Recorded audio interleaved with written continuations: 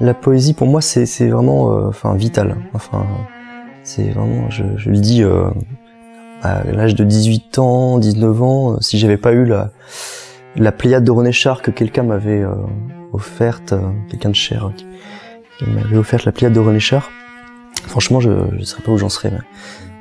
La poésie, pour moi, c'est vital. Voilà. Alors, ce qui m'a touché dans la poésie de Philippe Beck, c'est tout d'abord l'intouchable.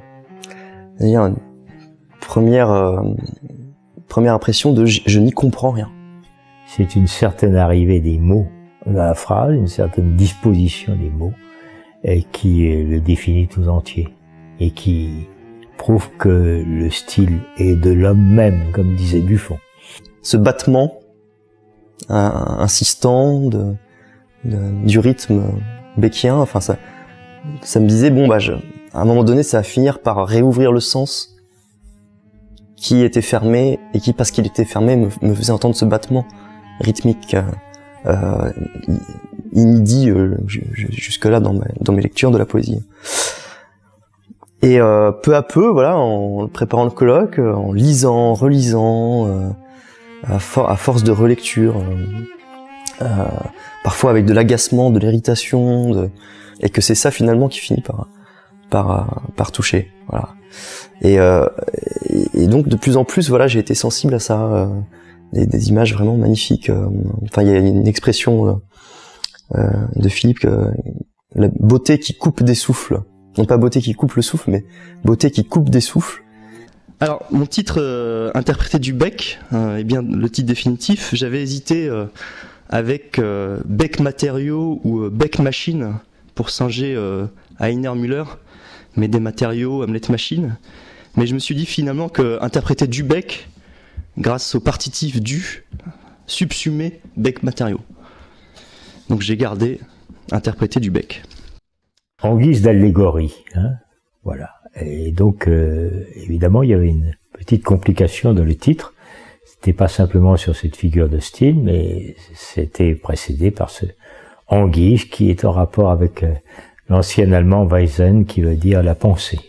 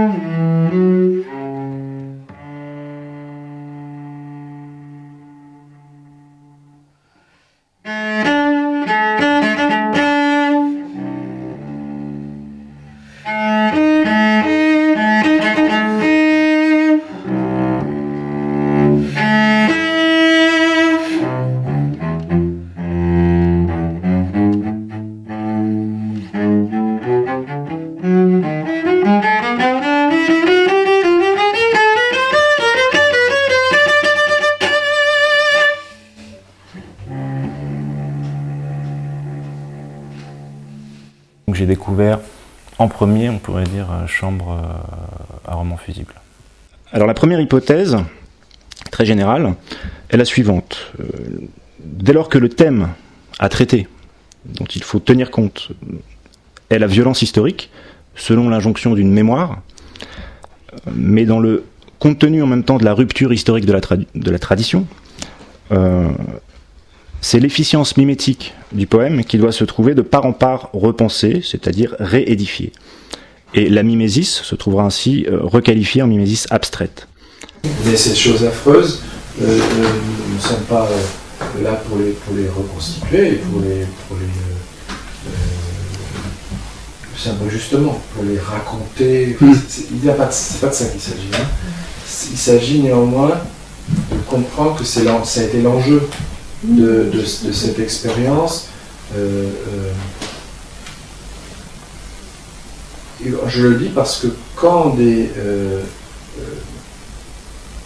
membres des Sonderkommando en ont parlé, on s'est trouvé devant des paroles qui s'autorisaient à la reconstitution, y compris dans le film de Grassmann, à la reconstitution de ce qui s'était produit, quoi. Alors je sais bien, si j'écris Chambre à roman fusible, c'est de la provocation.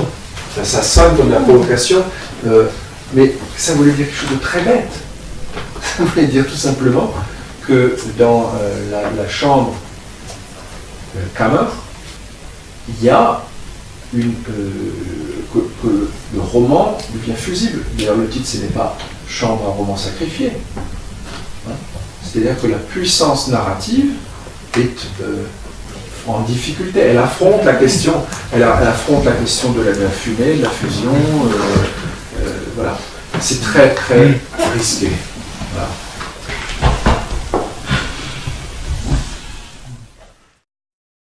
La fin de l'autotélisme. L'autotélisme, c'est que la seule garantie de l'écriture, c'est l'écriture elle-même. C'est-à-dire, on ne peut pas la chercher ailleurs. C'est l'acte, c'est la possibilité d'écrire.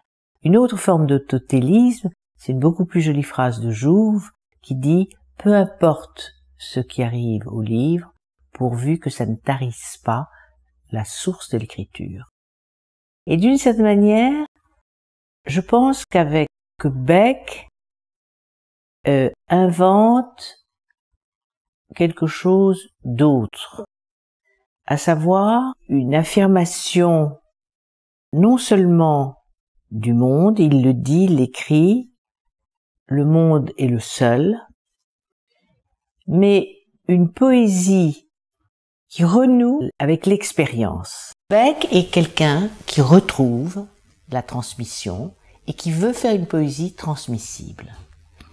Et il le fait, et il le dit à travers la notion du dossier vertical, la notion de dossier vertical des ascendants. Pour lui, passé et présent communiquent. La fin de quelque chose n'empêche pas la suite. Il y a une continuité, et c'est de là que vient à la fois sa notion de et son encyclopédisme.